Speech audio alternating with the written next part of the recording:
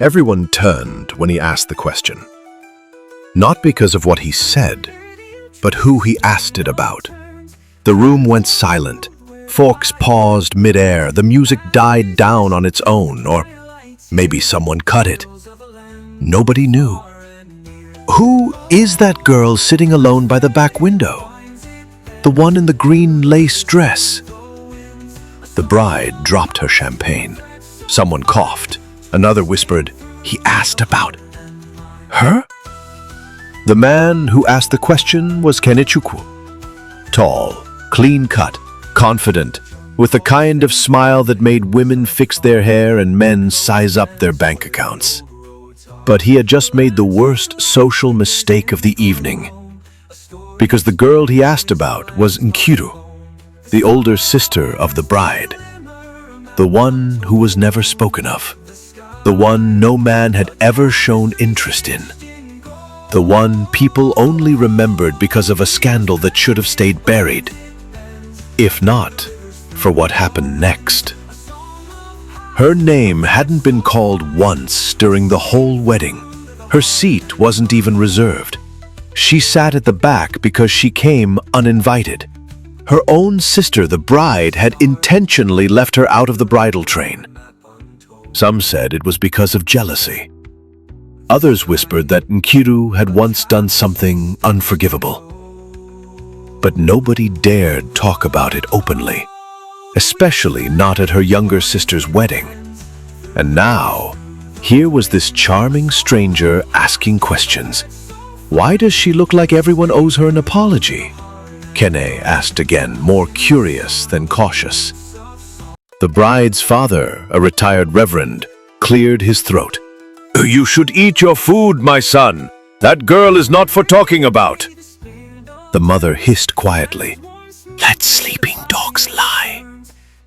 Even the groom gave a nervous smile and muttered, "Long story, bro. Please just enjoy the wedding."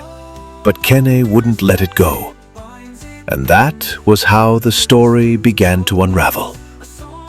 One question at a wedding. One girl everyone had forgotten. One man who wasn't afraid to ask why. And by the time he discovered the truth about Nkiru, it was already too late to walk away. Because sometimes, love doesn't arrive wrapped in beauty or charm. It walks in with a limp, sits alone, and hides its past behind quiet eyes. But when it's real, it shakes every lie people have built their lives around. Kene couldn't stop staring at her, even as the bride danced with her new husband, even as the bridesmaids sprayed Naira notes around the cake table, even as the MC cracked jokes to force laughter into the room. Kene's eyes kept drifting back to the girl in the green dress. Nkiru sat with her hands folded tightly in her lap. Her face was expressionless, but her body said everything. Shoulders slightly hunched, feet tucked under her chair like someone used to disappearing. She didn't clap when the couple kissed. She didn't smile when her parents were called out. She didn't move when her name was skipped during the family introduction. But Kene noticed one thing nobody else did.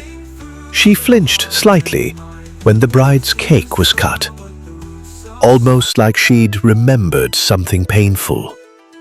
Something that involved that exact moment. A wedding, a celebration, and betrayal?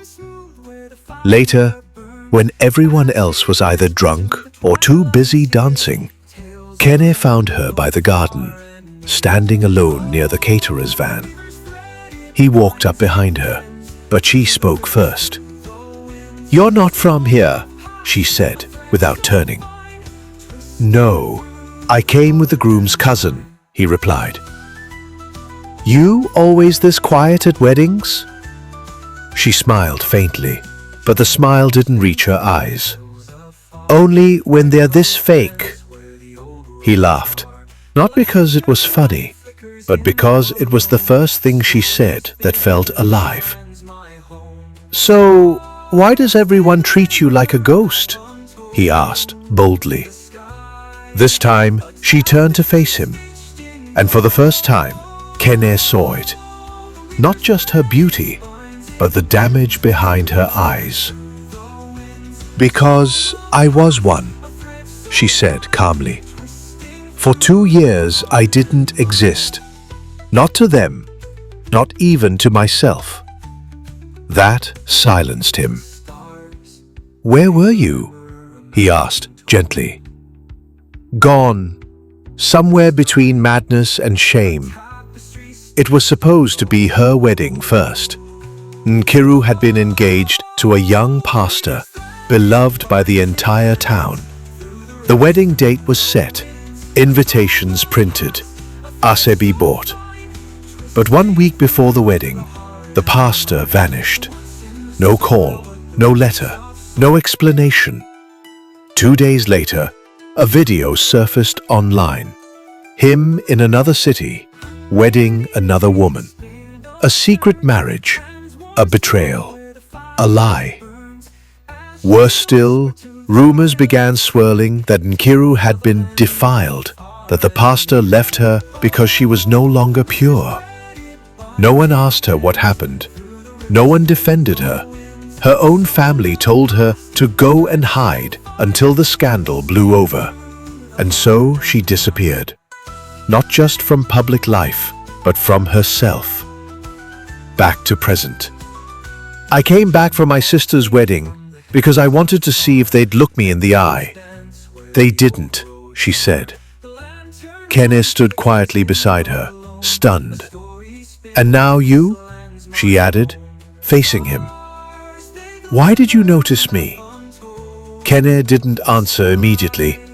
Then he said something simple, something honest. "Because broken people don't look at the world the same way.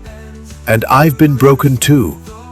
But just then, a sharp voice interrupted. "Nkiru, what are you doing here? I told you not to talk to anyone."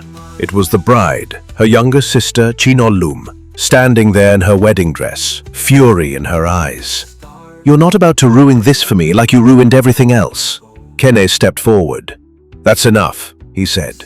"She didn't ruin anything." But the bride looked at him, eyes narrowing. "Oh really? Then wait till you hear the whole story." Because Chinolum knew a secret, one Nkiru had never told anyone. And it was the real reason no man ever came close again. There was no music now, no laughter, just tension so thick it could choke the moonlight. Kene stood still, watching the two sisters stare each other down. One in a white wedding dress, glowing with success and secrets. The other in a faded green gown, standing in the shadows, carrying shame she never earned. "So, you want him to know?" Chinolum sneered, folding her arms across her chest. "Go ahead, Nkiru, tell him. Tell him what really happened that night." Kene looked at Nkiru, confused. "What night?" Nkiru's eyes dropped to the ground. She didn't speak. She couldn't. Chinolum took a step closer, her voice low but sharp. She was pregnant. That's what she didn't tell you. 2 months before her wedding, Nkiru was already carrying the pastor's child. Kene's eyebrows tightened. "So? That's no crime. Let me finish." Chinolum snapped. "She lost the baby the same day the pastor left her, and there were complications." Silence. "She collapsed in the church office. The blood wouldn't stop. She almost died that night." Kene turned back to Nkiru. "Is that true?" She nodded slowly. "I woke up in the hospital, alone. The wedding was cancelled before I even left the ward. And my fiancé?" She gave a bitter laugh. "He married someone else and told everyone I was cursed." Chinolum shook her head in mock disappointment. "You think men didn't come? They did. But once they heard about the miscarriage, the hospital reports, her history, they vanished. And my parents?" Nkiru added, her voice trembling. "They told me to pretend it never happened, to disappear, and I did." Kene stood there in shock, not because of the scandal, but because of the cruelty. The way her pain had been repackaged as shame. The way everyone else moved on like nothing happened, except the one who bled. "So, you all blamed her for surviving?" he asked, his voice rising. "No," Chinolum said coldly. We blamed her for attracting disgrace. Same thing. And with that, she turned and walked away, her gown brushing the gravel like a final insult. That night, Kene didn't leave the wedding early. He sat beside Nkiru at the garden until the last light went out. She didn't say much. She didn't need to. Some stories don't need pity. They just need someone to stay. And for the first time in 2 years, someone finally did. But what neither of them knew was that the pastor who vanished had just returned to town. And he wasn't alone. He came with his wife and a child. A child who looked too familiar to be ignored. The town hadn't seen Pastor Eloka in over 2 years.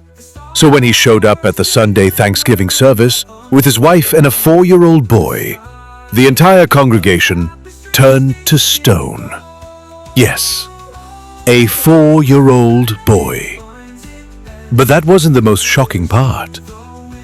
It was when the child turned around to look at the choir, and people saw his eyes.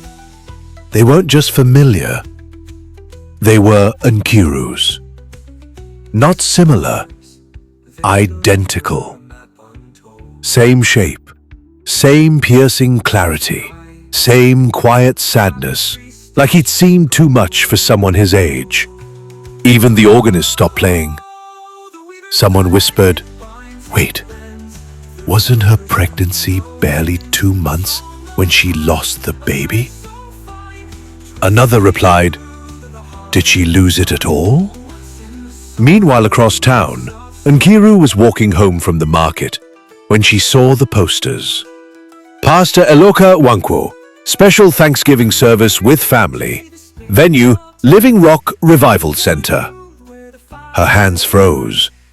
A mango fell from her basket and rolled into the gutter. She didn't chase it. She just stood there, staring at the image. Him. The man who left her bleeding on the floor of a church office. The man who turned her name into a cautionary tale. The man who called her a testimony of deliverance from sin. He was back, and he was parading a family like he never shattered hers. That evening, Kene came by her house. He was holding a small gift box and a strange look on his face. "I was at church this morning," he said. "Your ex-fiancé was there, with a boy." Nkiru's face didn't change. "So? What's that got to do with me?" "The boy looks like you," he said carefully. "I thought it was just my imagination. But then, others noticed too." She turned away, hugging herself. "I don't know what you're suggesting, Kene. I lost that child. I saw the blood. The doctors... Maybe someone lied. Maybe someone took that child." She spun around. "That's impossible." Her voice cracked. But something inside her, some mother's instinct that never truly left, began to rise from the ashes. Could it be? Could they have stolen her baby?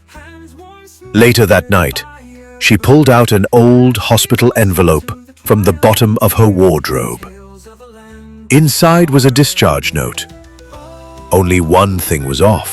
There was no death certificate.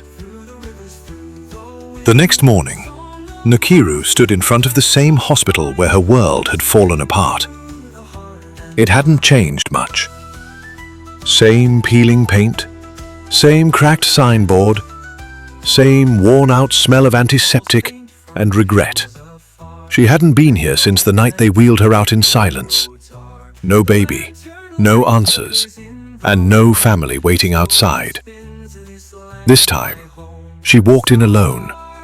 But this time, she was no longer the girl who begged to be believed. Now, she wanted the truth. "Good morning, Ma. How may I help you?" the young receptionist asked. "I'm looking for someone. A nurse named Mfon. She was on duty 2 years ago, March 17th. The girl frowned. "Hold on." She typed, paused, typed again, then said, "We don't have anyone by that name currently working here." "She used to. She was the one who attended to me the night I was brought in. Bleeding." Nkiru's voice trailed off. The receptionist lowered her voice. "Oh, Mfon." She looked around, then leaned in. "She doesn't work here anymore. Something happened." "What happened?" "They said she got involved in something shady. A patient file went missing. Then she just resigned. Left town. No forwarding address." Nkiru's heart sank. "Was it my file?" The girl blinked. "I don't know, but if it was 2 years ago, I can check the archives for you. It might take a while." "Please, I'll wait." An hour later, the receptionist returned, holding a thin manila folder. "We have your admission file, but..." She hesitated. "But what?" "There's a missing page." Nkiru took the file with trembling hands. She flipped through quickly. Her name, the date, the bleeding report, surgery notes. Then, a gap. The discharge note was there, but no infant loss record, no death certificate, no baby tagging form. She remembered being unconscious, waking up groggy, everyone speaking softly around her. Her mother telling her, "You'll be fine. The baby is gone. It's better this way." But now she wasn't sure what had really happened in that theater room, because without those documents, anything was possible, even the impossible. That night, Kene sat beside her in her tiny kitchen as she laid the file out on the table. "Nkiru, why? I became the woman with the ruined your life." She nodded. "To make him look clean, holy, forgiven, while I became the woman with the ruined womb."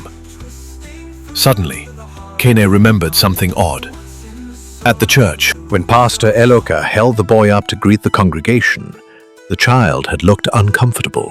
He clung tightly to the mother's gown, but when she touched him, he flinched, like someone who is used to fear, not love.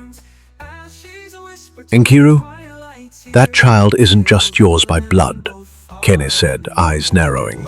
"He may be suffering too." Nkiru stared into the distance. "I want him back," she said softly. "Then we'll get him back," Kene replied, "even if we have to burn everything they built with lies." But the next day, they found something chilling in Fon's old apartment. An old photograph. A baby, newly born, wrapped in white cloth. And beside him, on the metal tray, a hospital tag that read, "Baby Nkiru Okonkwo, male, 3.7 kilograms, dated March 17th. The photo burned like fire in Nkiru's hand. There was no more doubt, no more second-guessing her memory or believing the lies they fed her. She had given birth. The child had lived, and someone she trusted, had helped make him disappear. But the question that gripped her chest now was, who signed that child away? Later that night, Kene went digging through hospital records, using a friend who worked in patient data. After a few hours, his contact messaged, "There's a discharge form. Baby wasn't listed as deceased, just marked as released to guardian." "Released to who?" Kene asked aloud. His friend sent the scan of the bottom half of the form. And there it was. Signature, Mrs. Uju Okonkwo. Relationship to patient, mother.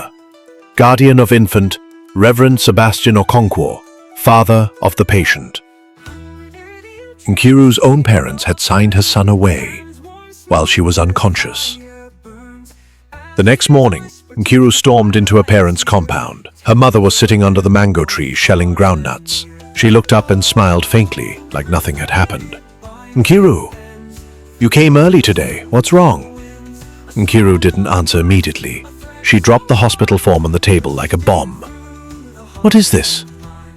The mother glanced down and froze. Her hand trembled slightly, but she tried to compose herself. "Where did you find this?"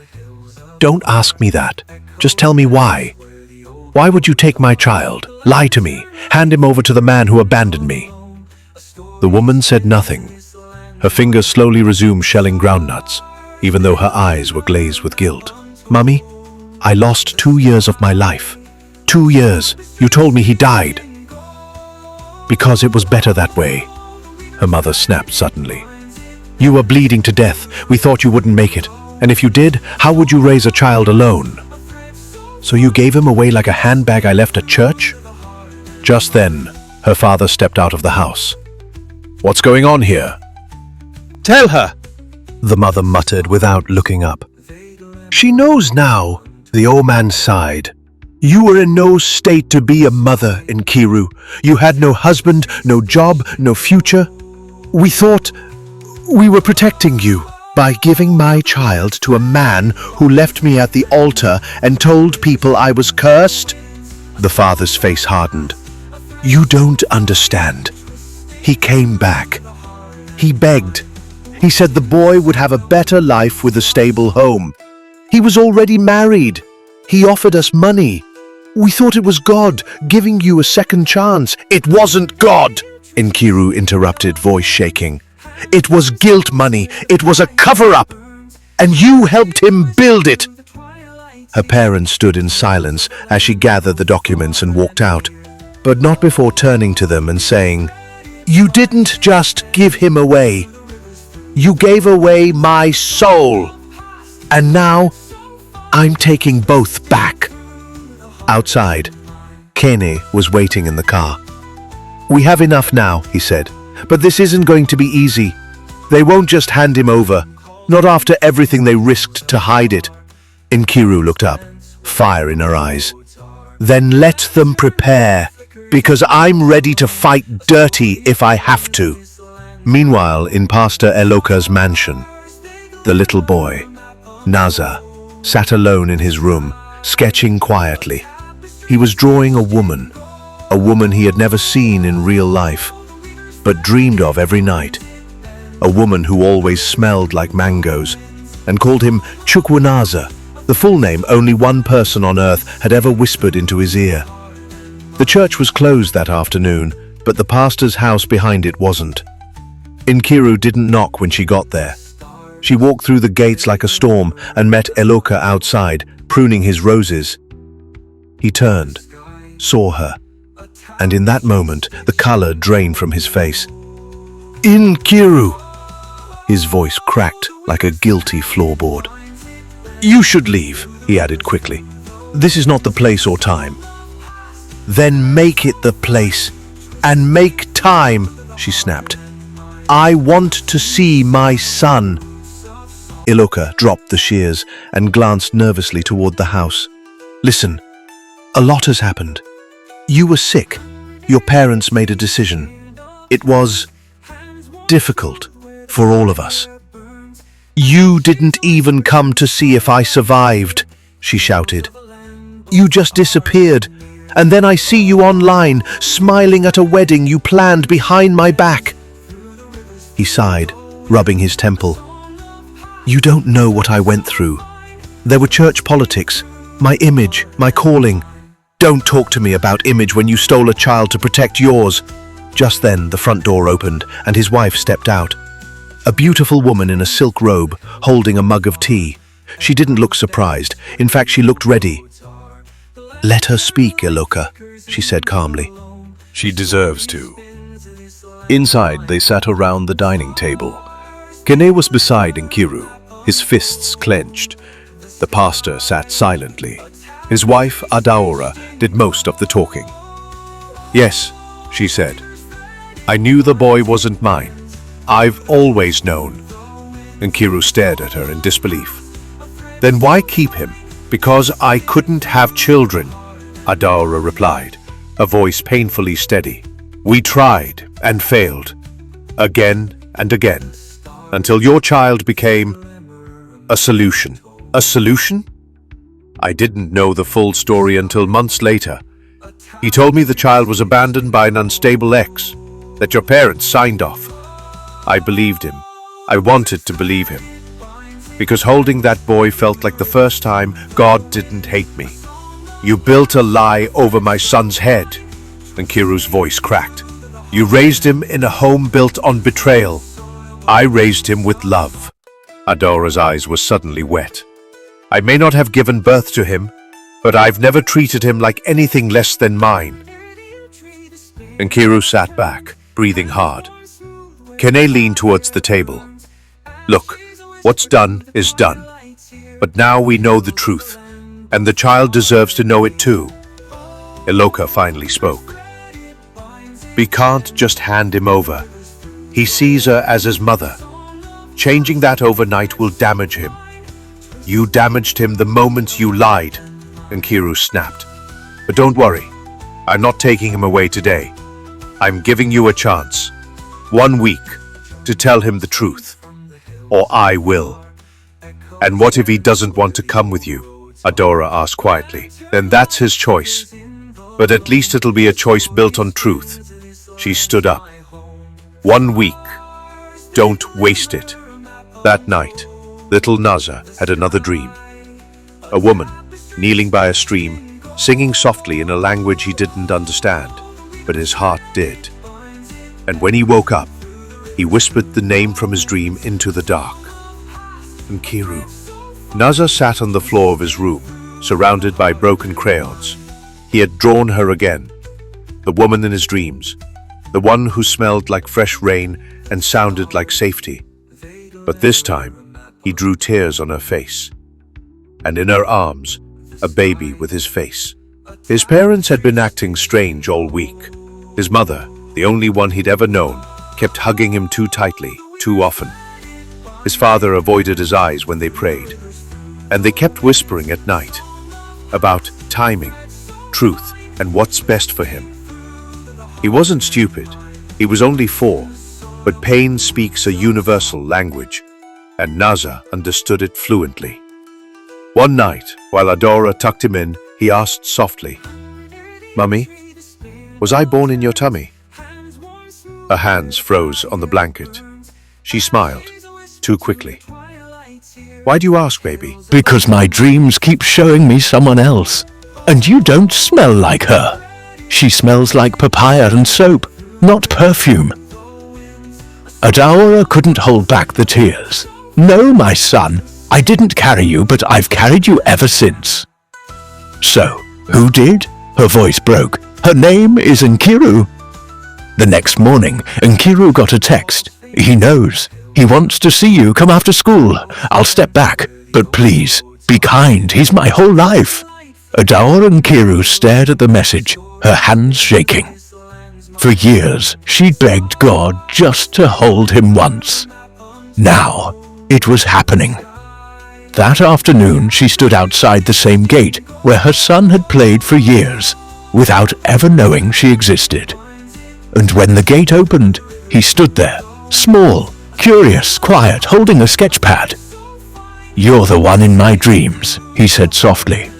"You always cry in them." Nkiru fell to her knees, choking back sobs. "I'm sorry, Naza. I didn't want to leave you. They told me you were gone. But you weren't.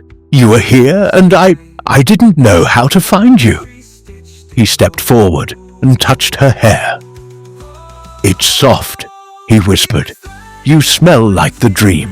They held each other there, under the mango tree, the same kind that grew outside her childhood home. Inside, Adara watched through the curtain. She didn't interrupt. She didn't cry. She just whispered, "Let love decide now. I did what I thought was right. Now let him choose." But far away, someone else had heard of Nkiru's return. A journalist, the kind who remembered the scandal from 2 years ago. and wanted a fresh story. Pastor's former fiancé fights to reclaim secret love child. The headline hadn't dropped yet, but when it would blow everything up. It started with a blog post. By 7:48 a.m., it had less than 300 views. By noon, it had been shared to 3 WhatsApp groups. By 4 p.m., Pastor Babygate was trending on Twitter NG.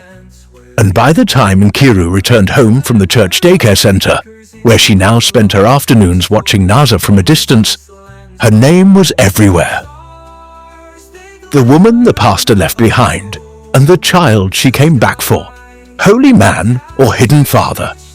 Who is the real mother of this boy? Her phone wouldn't stop vibrating. That evening, her street filled with whispers. Old neighbors peeked from behind curtains. A woman selling roasted corn asked bluntly, "So the child didn't die after all?" A Kiki driver offered her a free ride just to hear her side of the story. Even her old church, the one that buried her name, suspended services for security reasons. But Nkiru didn't flinch. She was done being buried quietly. The real war came 2 days later. A lawyer from Pastor Iloka's legal team arrived at her door. "Madam," he said smoothly, "our client is concerned about the child's emotional well-being amidst all this noise. He is open to a private custody discussion, provided you don't escalate this further." Nkiru folded her arms. "You mean stop fighting for my own son and let the public forget he ever had another mother?" "It's about what's best for him," the lawyer said. "You've already been painted as unstable once. Going back to court will bring all of that up again. The miscarriage report, the rumors, the mental health evaluation your parents signed when you disappeared." "I was grieving, not crazy," Nkiru snapped. "The court may not care about the difference." That night, Keen came over to find her staring at old baby clothes she never got to use. "I didn't keep them because I thought he'd come back," she said quietly. "I kept them because throwing them away felt like killing him again." Kine held her hand. "The world finally believes you now. But what do you want, Nkiru? Silence, shared visits, or justice?" She looked up slowly. "I want him to know the truth and see me stand for him, even when it's hard. He'll grow up one day and ask why I stopped fighting. I want to be able to look him in the eye and say, because they couldn't shut me up anymore." The next morning, Nkiru filed for full legal custody. The news broke the same hour. Social media erupted again. Church members started switching sides. Old secrets began to leak. And the boy, Naza, sat by the window of his room, watching the world argue over who loved him more. But in his tiny hands he held a photo Adaora had secretly left in his drawer. It was a picture of Nkiru as a young girl, standing with a swollen belly and a soft smile. On the back it read, "For the day you want to know where your story really began." The courtroom was packed. Journalists with flashing cameras, church elders sitting stiff in the back row, bloggers live tweeting every glare and whisper. And in the middle of it all, a child sitting quietly, legs swinging under a too-tall chair. Naza, the boy both women claimed to love. The boy whose existence had exposed secrets, broken alliances, and reopened wounds no one thought would bleed again. At the front stood Nkiru, dressed simply, no makeup, eyes steady. Beside her, Kene. On the other side sat Pastor Iloka and Adaora, holding hands tightly, like they were praying for a miracle that might not come. The judge spoke gently but firmly. "We have heard from both parties. We have read the evidence. The documents are valid. Paternity is established. The history is complex, tragic even. But in this case, the child matters most." She paused, then turned to Naza. "Naza, you are very young, but sometimes children see more clearly than adults. You told the court you had something you wanted to say. We'll listen now. Take your time. You could hear the air conditioning hum. Everyone leaned in. Nata looked at the judge, then his dad, then Adora, then Nkiru. He stood up, short, nervous, fidgeting. When I was a baby, I didn't know anybody. I just cried. They told me my mummy was the one who fed me and read to me and kissed me at night. And that's what Mummy Adaora did. So I thought she was my mummy. He turned slowly to Adaora. I love you. I do. And I'll always love you. You kept me safe. Adaora was already crying. Then he turned to Nkiru. But then I started dreaming about her. Before I even met her. And when I saw her, it felt like I knew her smell. And when she held me, it felt like when you find your blanket after losing it for a long time. Everyone froze. He looked at the judge. She's my mummy too. She was my first mummy. And I think God didn't forget. He just waited till we found each other again. Then, in a voice clearer than anyone expected, he said, I want to live with her. But I still want to see Mummy Adaora. I don't want to lose anyone, but I want to know where I came from. And I want to go home with her. Silence. Even the judge wiped a tear. Then she spoke. Custody will be awarded to the biological mother, Nkiru Okonkwo. Visitation rights are granted to Mrs. Adara Nwankwo every weekend. Therapy and family support will be arranged. This court acknowledges that the truth, no matter how delayed, still carries the power to heal. Outside the courthouse, the press swarmed. But Nkiru didn't speak to the cameras. She simply picked up her son, held him close, and whispered, Welcome home, Chukwunata. No one will ever take you from me again.